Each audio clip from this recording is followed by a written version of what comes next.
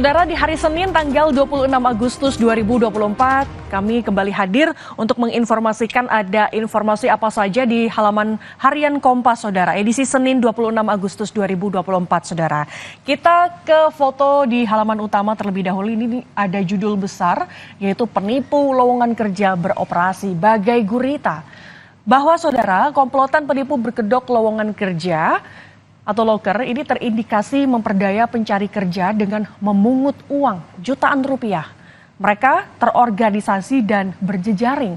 Investigasi di Harian Kompas sendiri ini mengungkap bahwa sindikat penipu berkedok lowongan kerja bekerja secara terorganisasi dari sejumlah ruko di Jakarta dan sekitarnya, Saudara. Nah, hasil penelusuran pada bulan Juli dan Agustus 2024, komplotan yang mengaku sebagai Lembaga Penempatan Tenaga Kerja Swasta atau LPTKS ini menyebar lowongan kerja di media sosial dan platform loker, Saudara. Nah, kalau Anda lihat di layar kaca Anda, di sini ada infografik di sini bahwa memang terlihat bagaikan gurita, Saudara. Ada jejaring kantor yang diduga lokasi penipuan lowongan kerja ini terbagi menjadi beberapa lokasi. Ada yang berada di Bekasi, kemudian di Jakarta Timur, kemudian di Jakarta Barat. Ini pun ada lokasinya, Saudara. Nah, kalau di layar kaca Anda di sini terlihat bahwa seperti apa modus dugaan penipuan lowongan kerja dilihat dari infografik di nomor 1. Ini pertama, mereka lowongan kerja ini disebar melalui media sosial dengan persyaratan yang mudah, Saudara, bahkan tanpa harus ada ijazah. Dokumen pun ini bisa menyusul. Kemudian perusahaan yang melakukan wawancara berbeda dengan entitas usaha pada undangan lowongan pekerjaan. Yang ketiga, bahkan pelamar kerja ini diiming-imingi langsung kerja dengan gaji senilai 4,5 juta hingga 5,2 juta rupiah per bulan dengan fasilitas mes, kemudian bonus bulanan dan akses internet.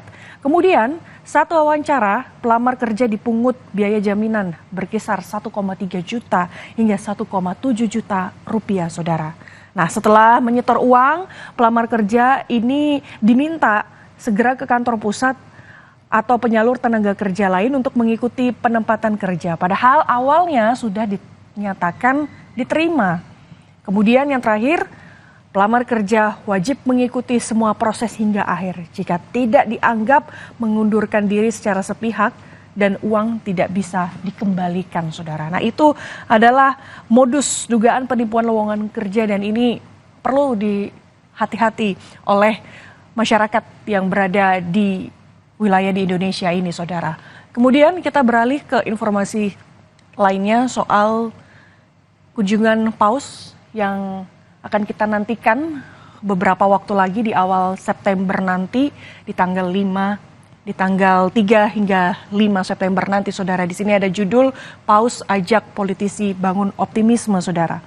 Informasinya bahwa karena perang, persekusi, konflik, kekerasan, dan pelanggaran hak asasi manusia, maksud kami, lebih dari 117,3 juta orang terpaksa meninggalkan rumah mereka.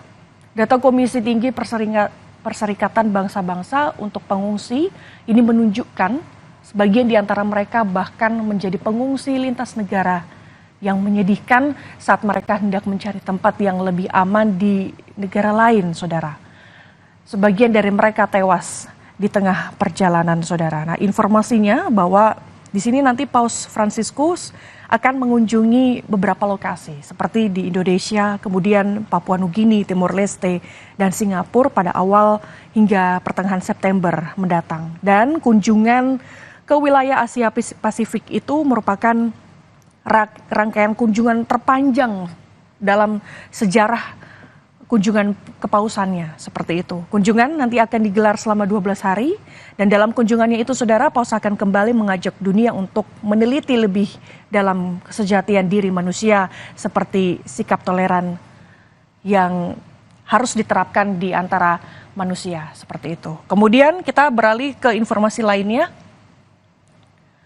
Ini ada judul Partai Nasdem, Jokowi dan Surya Paloh saling sindir, Saudara. Informasinya kemarin Presiden Joko Widodo dan Ketua Umum Partai Nasdem Surya Paloh terkesan saling sindir saat pembukaan Kongres ketiga Nasdem di Jakarta minggu kemarin, Saudara. Jokowi misalnya menyindir Nasdem yang bergabung pada koalisi pemerintahan Presiden, Wakil Presiden terpilih Prabowo Subianto Gibran Rakabuming Raka. Meski tak ikut mendukung pasangan ini dan pemilihan Presiden 2024. Adapun Surya juga balik menyindir dengan menyatakan dari Jokowi ia menyadari jika hidup bukan hanya soal niat baik.